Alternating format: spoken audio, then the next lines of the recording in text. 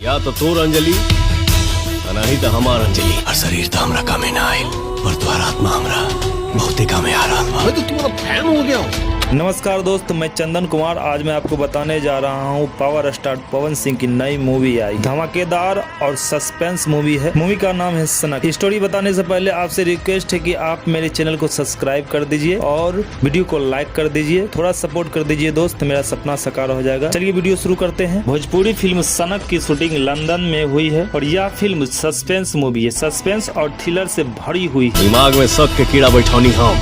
Film की कहानी कुछ ऐसी है। पवन सिंह एक लड़की से प्यार करता है और वह मर जाती है। फिर वह अंजलि यानी स्मृति सिन्हा से प्यार करता है, लेकिन स्मृति सिन्हा की शादी हुई होती है।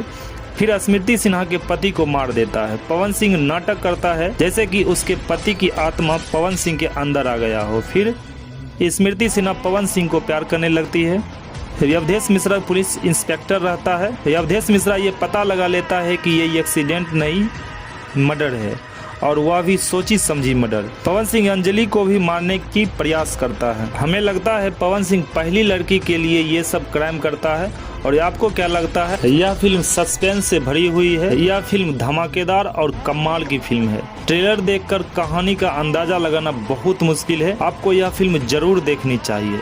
चलिए मिलते हैं नेक्स्ट वीडियो में, तब तक के लिए धन्यवाद।